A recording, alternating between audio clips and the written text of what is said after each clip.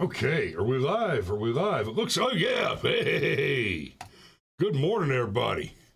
So, I see Fish and Golf probably thinks he's got first blood, but that's because he's not looking at Rumble, where Jarammer has taken that commanding lead already. Good morning, everybody. We're going to be talking about censorship stuff this morning. I hope you're ready to rock and roll. Let's did this. Oh, hey. Well, okay, so apparently screw the intro this morning. I just hit the wrong button, but okay, good morning. So no sounder. Hope you've all got your cup of coffee in front of you, and let's dig in. So I guess we're going to start this morning with a little bit of background. What we're going to be talking about is a lawsuit that's been filed naming Newsguard, and Newsguard is an organization that runs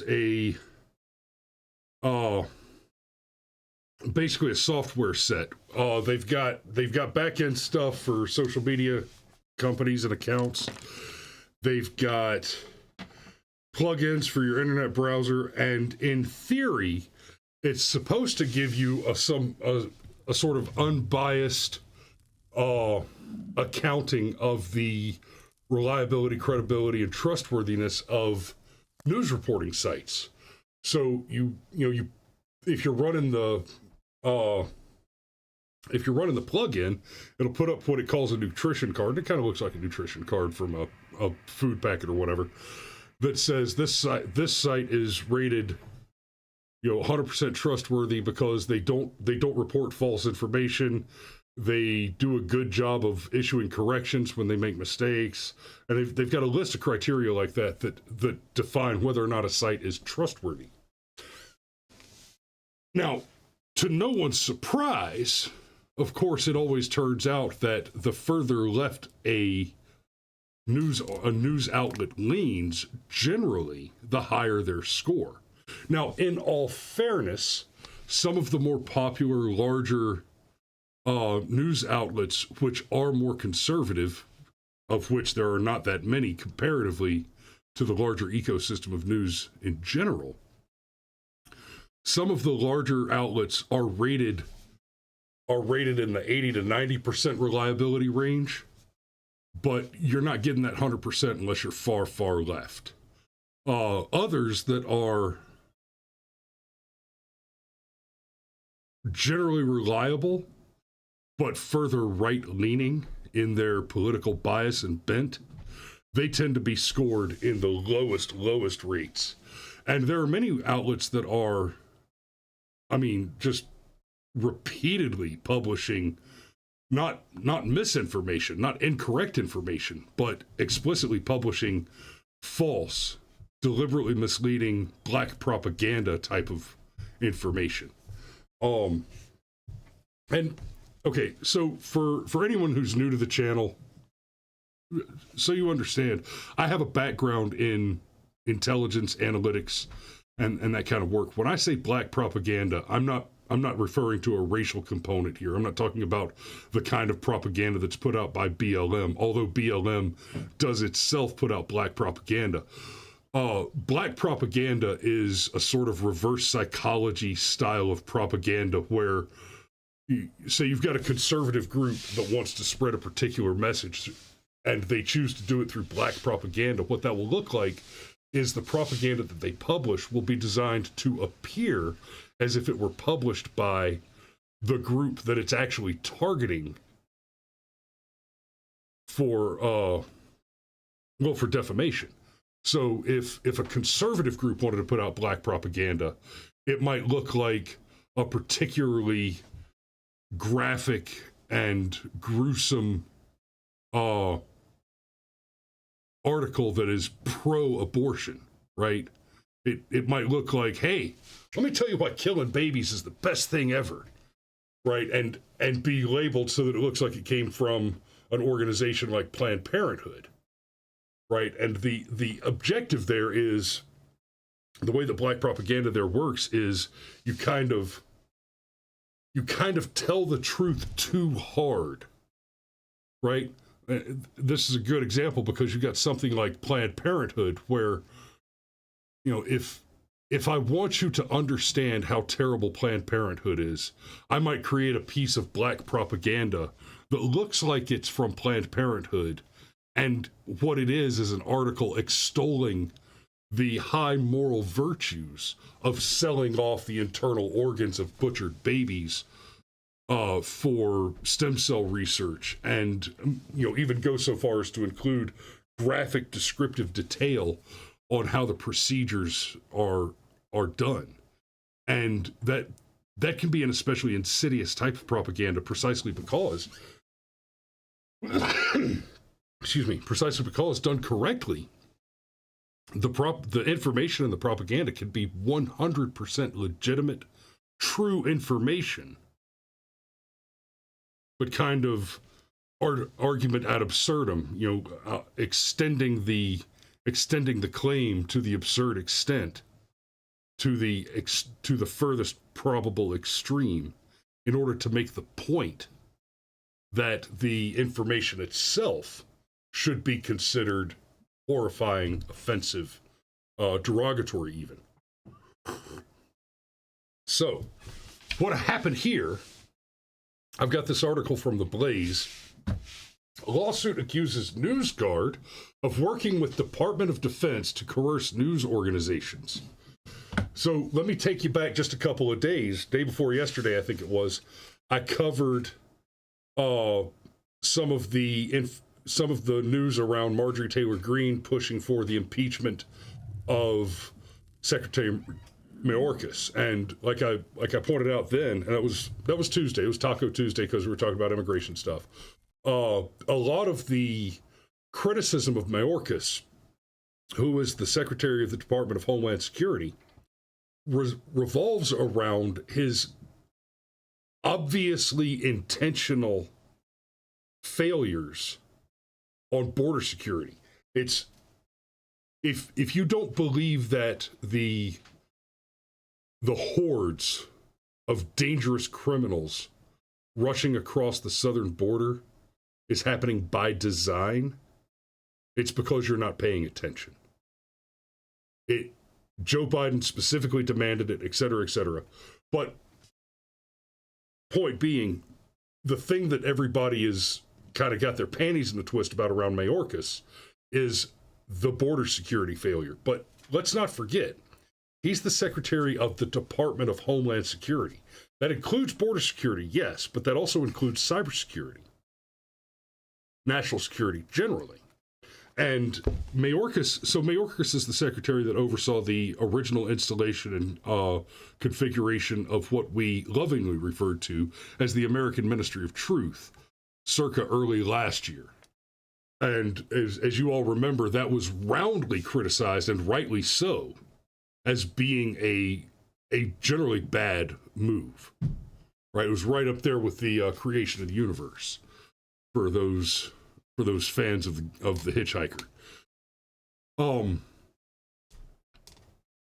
What this lawsuit alleges is that alongside the rest of what we know to be true regarding Mayorkas's involvement, the Department of Homeland Security, the FBI, the CIA, the feds generally, in collusion with the Democrat National Committee and the Biden and Obama and Clinton campaigns and administrations, is that the Newsguard organization has been corrupted entirely from the outside. And that might be a little generous to say they've been corrupted entirely by the outside. I suspect that as we dig deeper into this story and as the lawsuit develops, what we're going to learn is that it was not corrupted from the outside, but rather Marley was dead to begin with. They were corrupted from their very inception, which is to say that they were funded.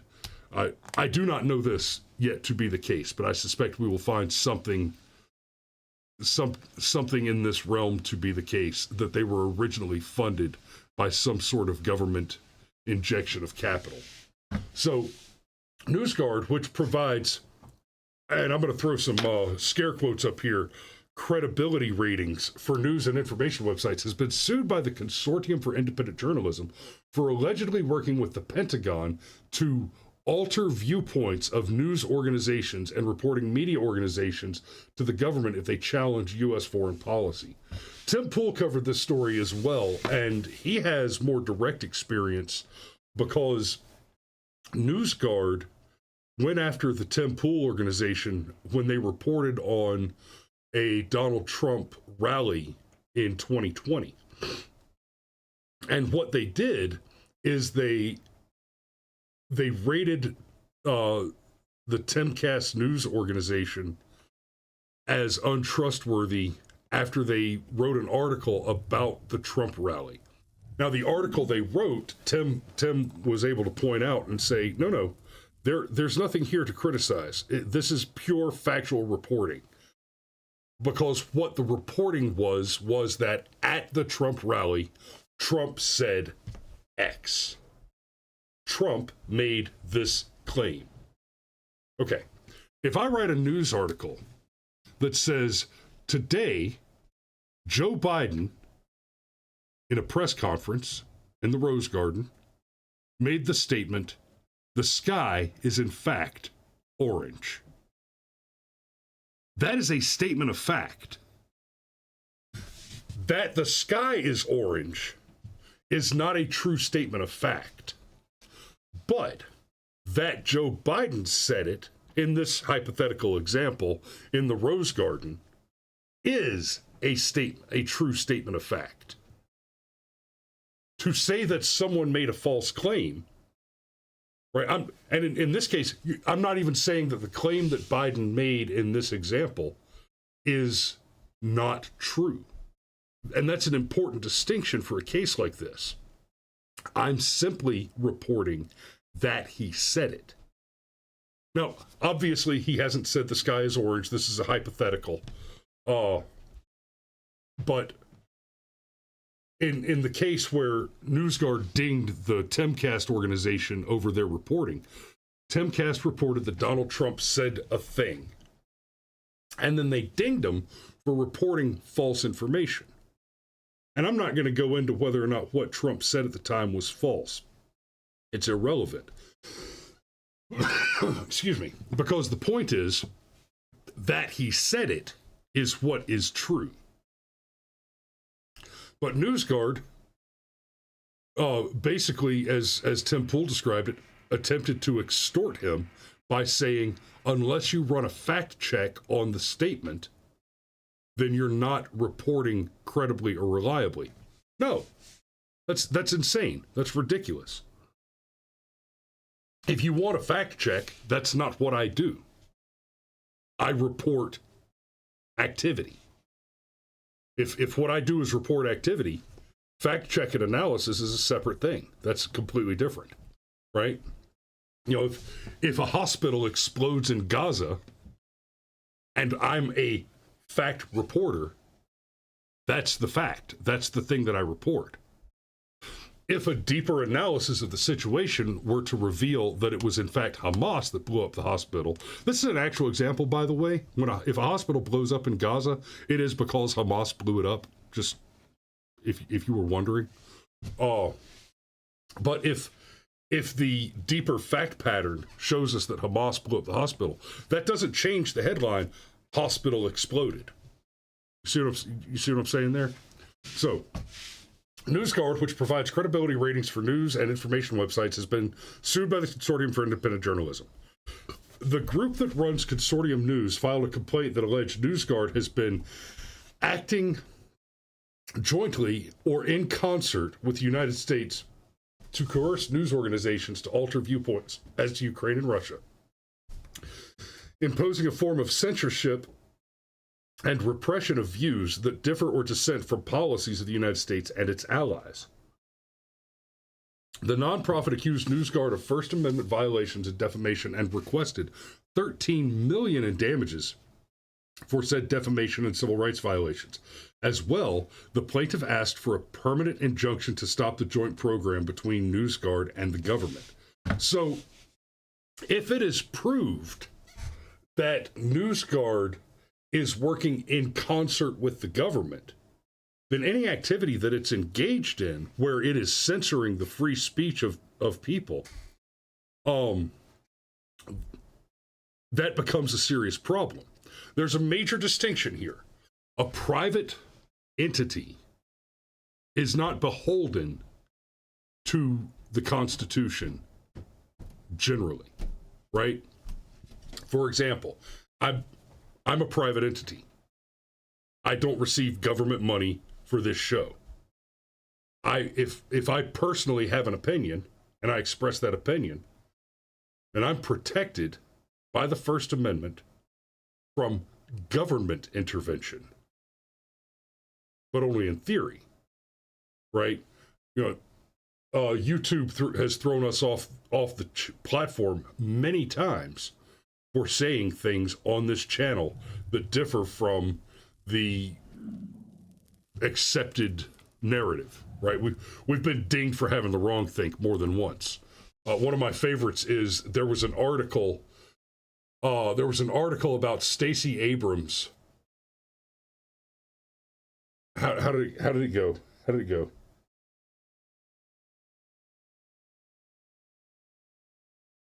Oh, no. Okay.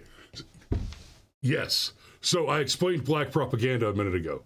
There was an article in 21, right? Right at the peak of all of it. And actually, it may have been the very end of 2020. But anyway, there was an article I believe in the AJC, in the Atlanta Journal-Constitution, that reported that Raffensperger had claimed that everybody talking about election interference and the stolen 2020 election online, that we were all paid shills that worked for Stacey Abrams. And so I did a show where we jokingly, I actually drew up an invoice, with the Brushfire Mind letterhead addressed to the office of Stacey Abrams for, I think it was for $5,000, and sent that in to Stacey Abrams' office as an invoice to see what would happen. I'd never heard back from them, by the way, and I'm not surprised. I never really expected them to pay me a $5,000 invoice, but the point was to make the joke, because Raffensperger made the claim that Stacey Abrams was paying ostensibly conservative commentators to spread misinformation on her behalf to get people on her side for election. It was a big, complicated. We got thrown off. To this day, that episode is the only hard strike that remains on this channel, which is insane, because in that particular episode, I made no claims about election interference. I reported that Raffensperger made a statement, and then I went on to do some performative comedic shit to make fun of the ridiculousness of the claim that he made. But it was one of the first videos to get dinged for election interference, misinformation, yada, yada, yada. Anyway, excuse me. So, the nonprofit accused Newsguard of First Amendment. Oh, I'm sorry. Let me go back. So,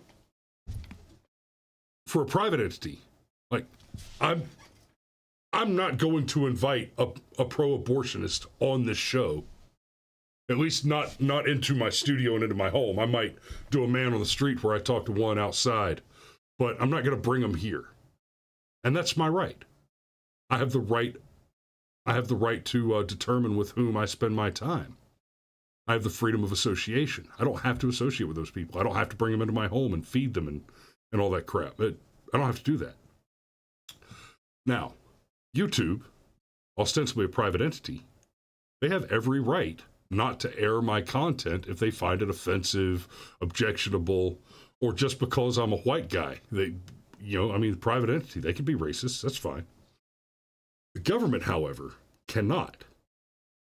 And now that we've learned that there has been active collusion between organizations like YouTube, Twitter, now Newsguard, etc., Facebook as well, between those organizations and the government to coordinate this wave of censorship, the fact is that they are engaged in crime. because by doing the thing at the behest of the government, they are acting legally as an agent of the government. And that means that what they're doing is acting as an agent of the government under color of law. They're interfering with, they're suppressing individual civil liberties. And as I've said many, many times on the show before, Section 242 is very clear.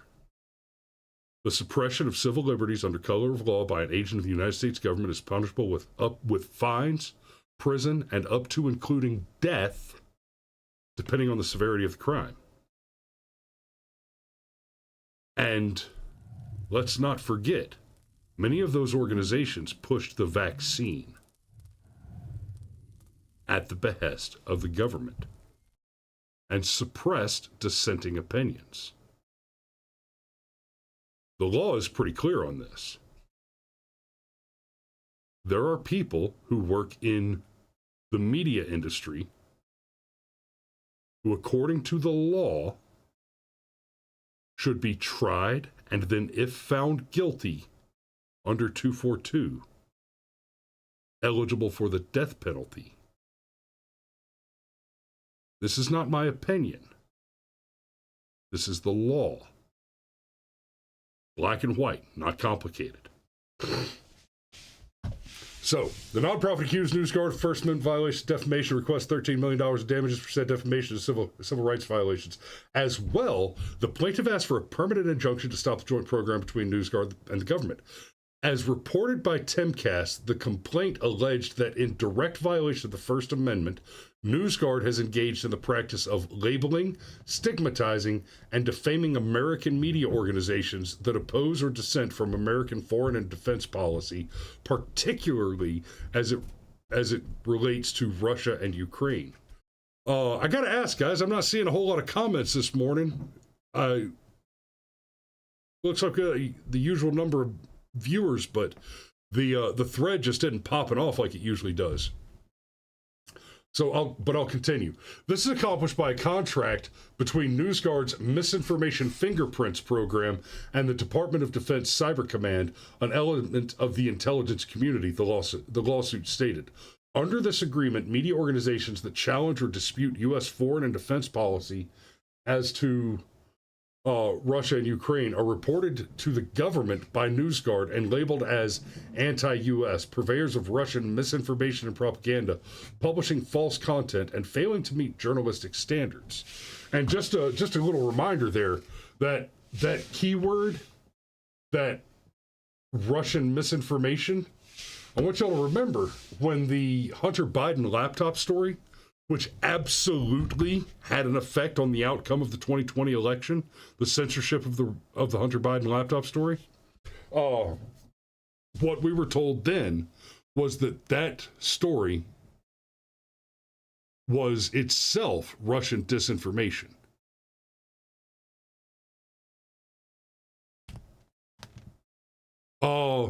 Xander says, as reported by Timcast. In this case, it is not actually Xander.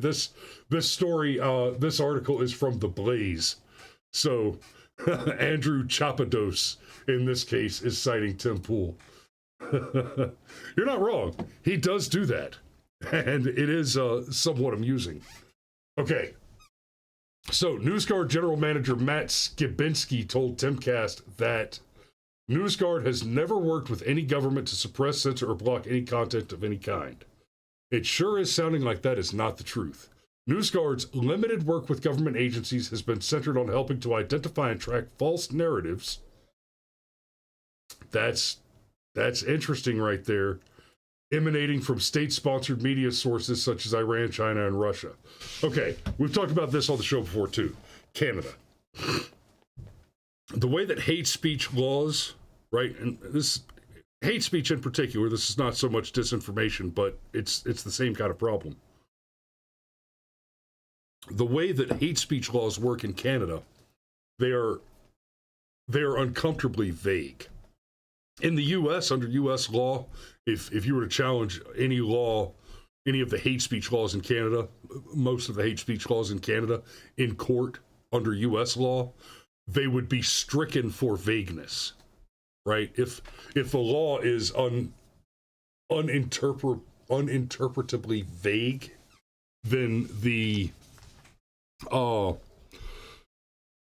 benefit of the doubt must go to the defendant, right?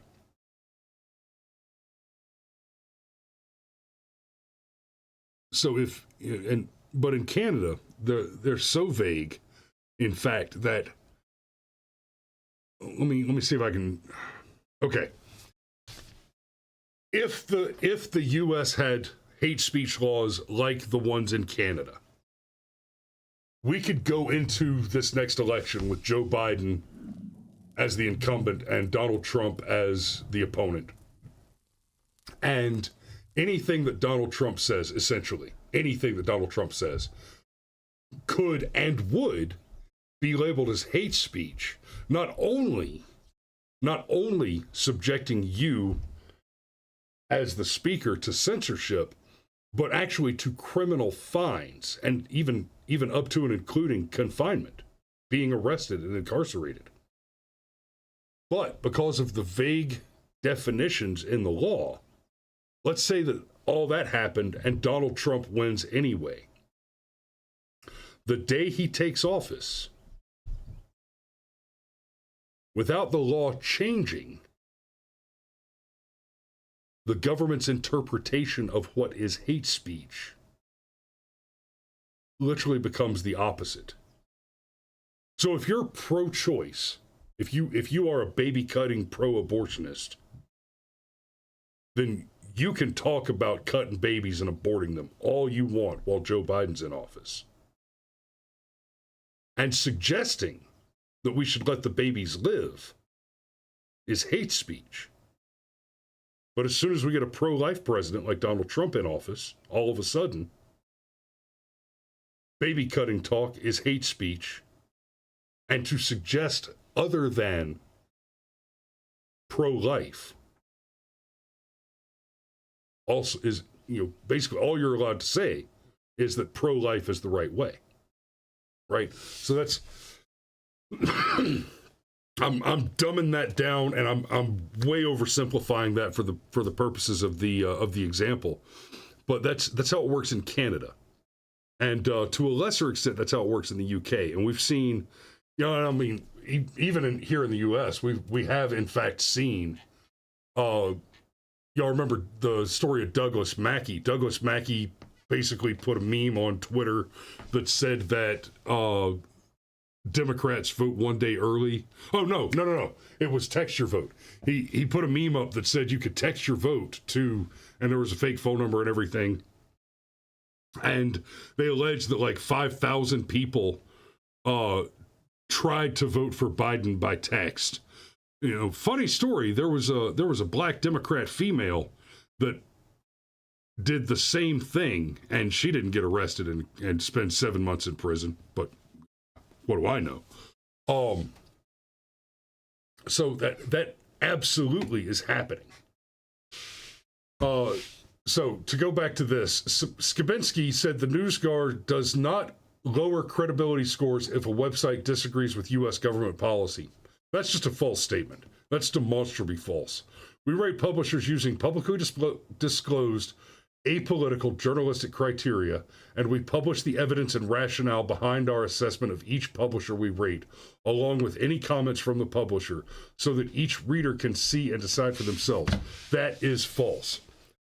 A great example of this is throughout the pandemic stuff, right? We now know more. We now know that the tinfoil hat nut jobs that told you to avoid the jab because it was untested and unsafe, they were right. We now know that. We're seeing massive lawsuits come out against Pfizer and the like because they have death rates associated with their vaccines that in any other case, in any other use case with any other vaccine or medication, like by manual definition from the FDA, would have been recalled immediately upon reaching a quarter of what they've reached. And I mean, I'm not saying that everybody out there that got the vax is going to die or that people are dropping dead all over the place, but the percentages are 3 and 4 times the rate at which other drugs, other similar types of drugs, other vaccines have been just snatched right off the shelves. So, I mean, Skabinski's just a fucking liar. And good God, it's already 8 o'clock. Okay. I'm gonna have to go ahead and put a pin in it there because I've got stuff to do this morning. Thanks for watching this morning, guys. Tomorrow is Firearms Friday.